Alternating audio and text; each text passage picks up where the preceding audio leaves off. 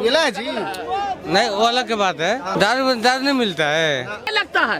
हाँ जी, लिए हुए भी है भाई, ये पानी है। अटल जी गए, चाय वाले आए, और चाय वाले जाएंगे तो गाय वाले आवेंगे भाई। ना लोग कह रहे हैं भैंस वाले आएंगे। कि मैं 80 करोड़ लोगों को फ्री में अनाज दे रहा हूँ, 5 साल तक मैं और दूंगा। अरे मेरे प्रभु, आपको इसलिए यहाँ बैठाया गया, 81 करोड़ की जगह 40 करोड़ पे उसको ले आए, तब मेरा देश गर्व करेगा कि आपने ऐसी स्कीम लाई। मेरे देश के प्रधानमंत्री का टैलेंट देखिए, टैलेंट देखिए भैया। पहले मैं बता दूं, पर्सनली टॉपिक नहीं कीजिएगा, मैं आप पे नहीं कर रहा हूँ। और खुद का नोट इनको 7 साल में बंद करना पड़ता, छोड़ दीजिए इसको, गोली मारिए। दूसरा आइए, जीएसटी पे 125 बारी फेरबदल करके जीएसटी लागू करते हैं, इसको भी छोड़ दीजिए। कोई भी इंसान हो, उग्रवादी हो, डकैत हो, कोई हो, चंदा दो, जितना देना है, आपका नाम उजागर नहीं किया जाएगा। क्या ये सही है? आप लोग से मैं पूछता हूँ, क्या एक बैठा हुआ मुख्य पद पे इंसान ऐसा नियम लाएगा? अफसोस उस बात का नहीं है कि धर्म का धंधा हो रहा है, अफसोस उस बात का है कि पढ़ा लिखा भी अंधा हो रहा है, अफसोस इस बात का। लोकसभा का चुनाव जैसे जैसे नजदीक आ रहा है वैसे वैसे जो है कि बिहार और भारत की जो है कि राजनीतिक पार्टियां अपना प्रचार प्रसार तेज कर दिया है। बिहार के लोग क्या सोचते हैं, बातें करेंगे। क्या नाम है आपका? मेरा नाम है राधे श्याम। हम कहाँ के हैं?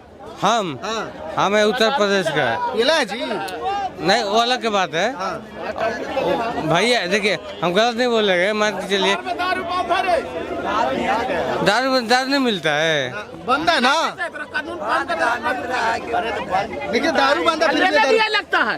हाँ जी, लिए हुए भी है भाई, ये पानी है। देखो पानी है, क्या बात कर रहे हो भैया? सुनिए ये बताइए, नाम क्या हुआ? हमारा शिव कुमार सिंह नाम क्या है। लगता है मोदी हैट्रिक मारेंगे कि किसी और? हैट्रिक मारेंगे भाई, हैट्रिक मारेंगे। बिल्कुल, अब और भी मारेंगे। 2 करोड़ मोदी, बात हुआ था। अटल जी गए, चाय वाले आए, और चाय वाले जाएंगे तो गाय वाले आवेंगे भाई। ना लोग कह रहे हैं भैंस वाले आएंगे। भैंस वाला तो गया, भैंस पानी में ललटेन अब कहाँ जलता है, एलईडी बल्ब जल रहा है। हाँ, वो जमाना खत्म हो 2 गया। करोड़ का जो वादा हुआ तो वादा तो खत्म हो गया है जी। क्या चीज का 2 करोड़ का 2 बात? करोड़ नौकरी हर साल बोले थे मोदी जी। 2 करोड़ रुपया, 2 करोड़ नौकरी अगर सरकारी देने लग गए तो 166 करोड़ आसपास में भारत का आबादी है। 60 करोड़ का तो गिनती है, 6 करोड़ ऐसे ही मान लीजिए जिसको गिनती ना हुआ हो। 166 करोड़ का आबादी है। 2 करोड़ उसमें से अगर घटा दिया, समुद्र में से 1 लोटा पानी अगर ले भी लिया जाए तो क्या होगा? उससे बेरोजगारी खत्म नहीं होगा। सरकारी नौकरी वाले क्या करते हैं?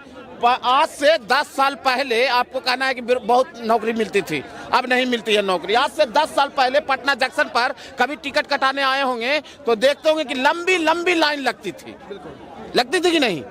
और उस क्या होता था, वो सरकारी नौकरी करने वाले क्या करते थे कि आपस में फोन में बात कर रहे हैं, हाँ ही कर रहे हैं, कोई बात ही नहीं कर रहे हैं, कोई किसी को सुनने के लिए तैयार नहीं है।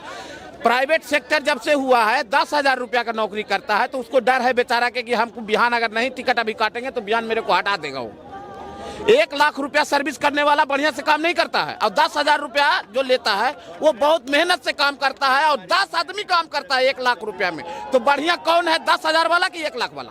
इसका मतलब सब चीज को निजीकरण कर दिया जाए। निजीकरण कर दिया जाए तो बढ़िया है, एकदम बढ़िया है। तो बेरोजगारी और बढ़ जाएगी। कैसे बेरोजगारी बढ़ जाएगी? बेरोजगारी बढ़ेगी कहाँ पे? घट रही है भाई। हम एक आदमी 1 लाख रुपया में काम कर रहे हैं, और 10 आदमी अगर उसी वही 10,000 रुपया में काम कर रहा है तो बेरोजगारी कहाँ बढ़ा? 10 आदमी को नौकरी नहीं मिला। अच्छा, हर अंडरपास पे देख रहे हैं, फ्लाईओवर बन रहा है रेलवे फाटक पे, तो वहाँ तो गेट मैन हटा, लगभग सब जगह बन रहा है। तो ये सब बेरोजगारी नहीं तो क्या? भैया खतरा भी तो ज्यादा था, मर भी तो रहा था आदमी। गेटमैन के लिए घंटों घंटों इंतजार कर रहे हैं, तो दुनिया फास्ट चल रहा है, आप स्लो के पीछे क्या भाग रहे हैं? महाराजगंज एलईडी बल्ब जला है, आप ललटेन के पीछे भाग रहे हैं। ललटेन के पीछे अब जमाना नहीं ना भाई, अब इलेक्ट्रिक के अलग कुछ सोचिए। आओ आगे के लिए, भविष्य के लिए सोचिए कि हम आगे कैसे बढ़े। अब पहले मैं झुक वाला ट्रेन चलता था, अब आया वंदे भारत एक्सप्रेस, अब मेट्रो आया, अब बुलेट आवेगा। लोग गरीब आदमी उसमें सफर नहीं कर पाए। लोग गरीब आदमी अब है कौन गरीब महाराज? गरीब का खाली नाम क्या है गरीब? राशन का है। आज से 10 साल पहले राशन तो सब दिन मिलेगा, जो एजुकेशन है वो सब कुछ मिलेगा आपको। सरकार का प्रोफेशनल चीज है, वो तो मिलना ही मिलना है आपको सुविधा। गरीब कौन है? कोई ऐसा आदमी है जो कहता है कि हम ब्रांड के चप्पल नहीं पहनते हैं? आज से 10 साल पहले साला चप्पल वो नहीं मिलता था, बढ़िया से खाना के नहीं मिलता था। आज सबको एकदम ब्रांड के चप्पल, 10,000 का मोबाइल चाहिए। गरीब है कहाँ, गरीब तो खत्म हो गया। अच्छा एक मिनट भैया, जब लोग गरीब नहीं है तो फ्री में 81 करोड़ लोगों को अनाज क्यों दिया जा रहा है? पूछिए। फ्री में दिया जाएगा भैया, वो तो सरकार का नियम है, वो तो देना ही है। पहले कौन सरकार देती थी बताइए? क्या देती थी सरकार? फ्री में कहाँ दे रही थी सरकार? आज क्यों दे रही है? तो देगी, है सरकार के पास ऐसा। अरे तो क्यों दे? जब गरीबी नहीं तो फ्री में क्यों? अरे गरीबी पहले भी सरकार कुछ दे करके 3 रुपए के हिसाब से दे रही थी पैसा, लेकिन वो क्या नाम है सरकार, एक चीज हम पहले की सरकार मनुष्य को ये महसूस नहीं होने देती थी कि आप किसी काम के नहीं हो। आप 100 रुपया भी कमा सकते हो, इसलिए 2 रुपए किलो अनाज देती थी उसको। आज की गवर्नमेंट 81 करोड़ को फ्री में अनाज देती है और उसको भजाती है और कहते हैं कि मेरे यहाँ गरीबी नहीं है। सरकार कहती है आपको काम नहीं करने के लिए, तो क्यों दे रहे हैं आप उसको काम दीजिए ना। क्या कहती है कि काम नहीं कीजिए? आप क्यों दे रहे हैं उसको बताइए? क्यों नहीं देंगे भाई? वो मेरा हक बनता है। गरीब है तब ना दे रहे हैं उसको। गरीब तो कौन है? कोई नहीं। अब गरीब अभी सब ले रहा है। का जो मुख्य उदाहरण होता है रोटी कपड़ा मकान, लगभग सबके पास। पहले तो समझ लीजिए इस पृथ्वी पे गरीब का डिफिनेशन। गरीब उसको कहते हैं जिस व्यक्ति का हाथ और पैर ना हो, क्योंकि वो कमाने के लिए सक्षम नहीं, कुछ काम नहीं कर सकता, तो वो रियल गरीब हुआ पहला। दूसरा सबसे मुख्य वजह हम मनुष्य होने का, गरीब पैदा होना कोई गुनाह नहीं है, पर गरीब मरना गुनाह है। क्यों? क्योंकि मैंने पूरे जीवन अपने उन्नति, अपने परिवार की उन्नति, अपने उत्थान के लिए कोई ऐसा कार्य नहीं किया कि मैं अपने मनुष्य होने पर गर्व करूं। ये है डिफिनेशन गरीब का। यानी राशन फ्री में देना मोदी जी जो है कि गरीबी का एक उदाहरण दे रहे हैं। ये हमारा देश चिल्ला के बोलते भी हैं। प्लस सबसे दुर्भाग्यपूर्ण बात, जिस देश का राजा आके खुले मंच से मैदान में चुनाव, विधानसभा के चुनाव में ये कहेगा कि मैं 80 करोड़ लोगों को फ्री में अनाज दे रहा हूँ, 5 साल तक मैं और दूंगा। अरे मेरे प्रभु, आपको इसलिए यहाँ बैठाया गया, राजा इसलिए बनाया गया क्योंकि आप उस आंकड़े को आधे पे ले आए। 81 करोड़ की जगह 40 करोड़ पे उसको ले आए, तब मेरा देश गर्व करेगा कि आपने ऐसी स्कीम लाई, आपने ऐसी योजना लाई, आपने ऐसी परियोजना लाई, जैसे कि गरीबी रेखा से इतने लोग बाहर निकल के आ गए। तो मैं गर्व करता आप पे। कौन सी सरकार 40 करोड़ लोगों को 5 साल में अमीर बना देगा भाई? मैंने बोला, पूछिए कौन सी सरकार बना देगा? एक बात बताइए भैया, कांग्रेस की सरकार ने मनरेगा लाया, 100 दिन की गारंटी दी कि भैया 100 दिन तुमको काम मिलेगा।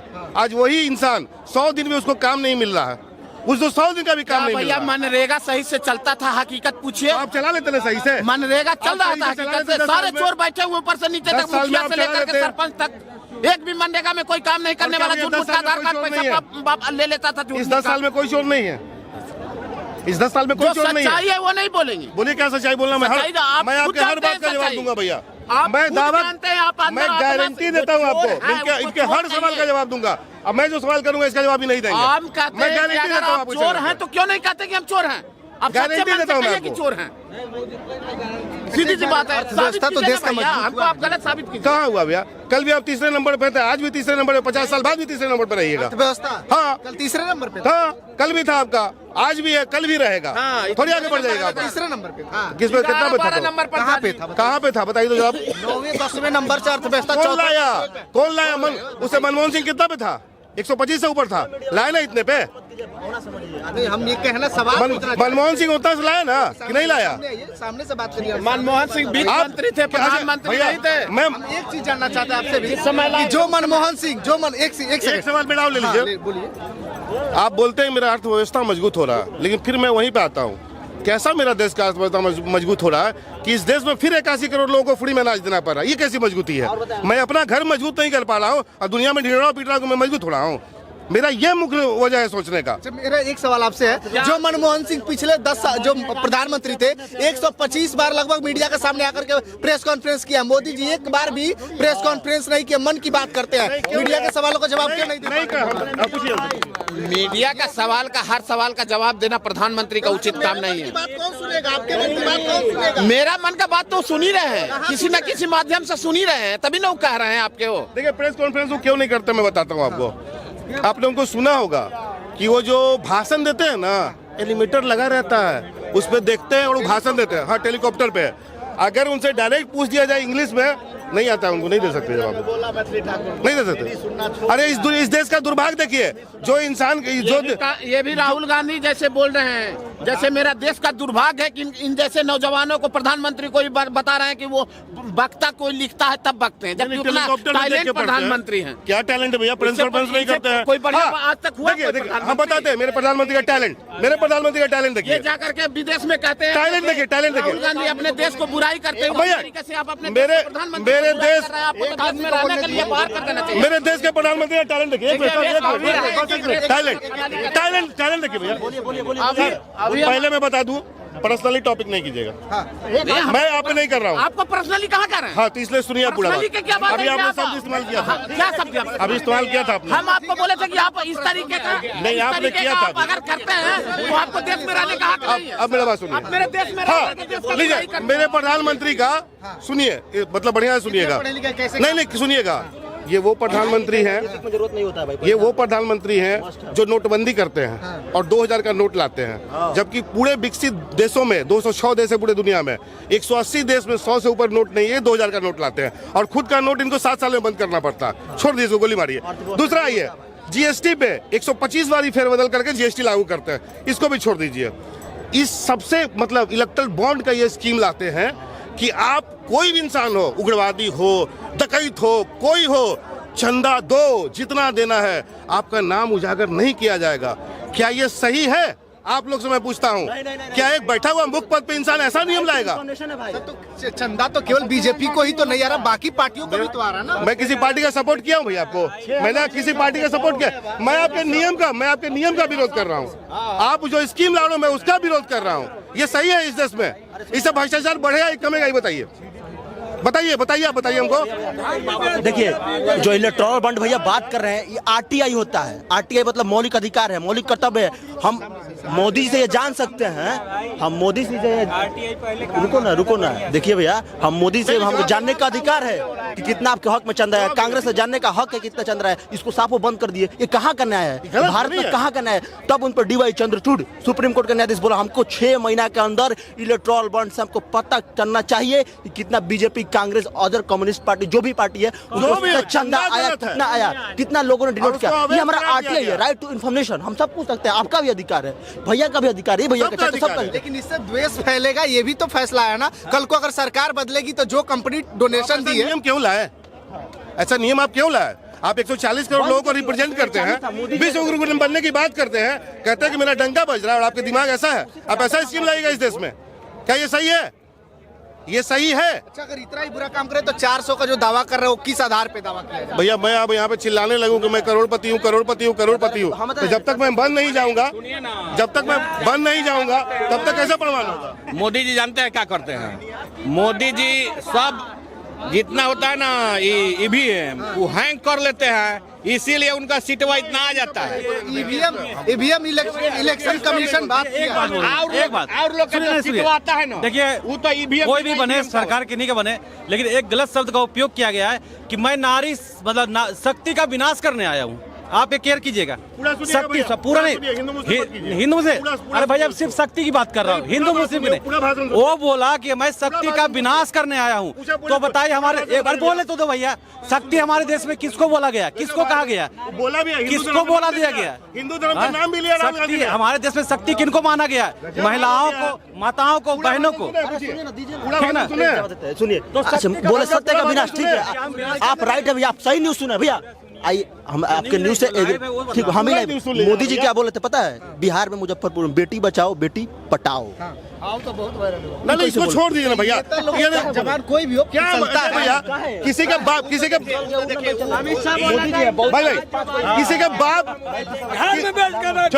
एक मिनट, किसी इंसान के बाप का औकात है जो भगवान को हरा देगा, किसी शक्ति को रोक लेगा? किसी इंसान के बाप का औकात है? जब तक हम लोग को 15 लाख नहीं मिलेगा, हम लोग बीजेपी को जाने नहीं देंगे इस देश से। 15 लाख देगा तभी उसको जाने देंगे, ये इनकी सोच है भैया, समझिए ना। ये इनका पर्सनल सोच है, ठीक है, अच्छी बात है। ये मेरा भी सोच का सोच नहीं है, ये सभी का सोच है। यहाँ 100% लोग हैं, यहाँ 100 लोग में है।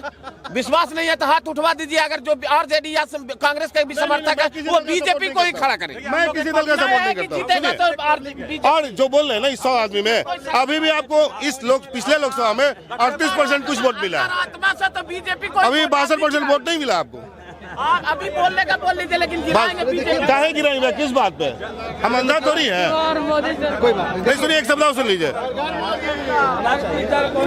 अफसोस उस बात का नहीं है कि धर्म का धंधा हो रहा है, अफसोस उस बात का है कि पढ़ा लिखा भी अंधा हो रहा है। अफसोस इस बात का। चलिए देखिए, देश के जो लोग हैं अपनी अपनी रायों को रख रहे थे। बाकी आप लोग इनके राय से कितना सहमत है, अपनी प्रतिक्रिया वीडियो को कमेंट बॉक्स में दीजिएगा।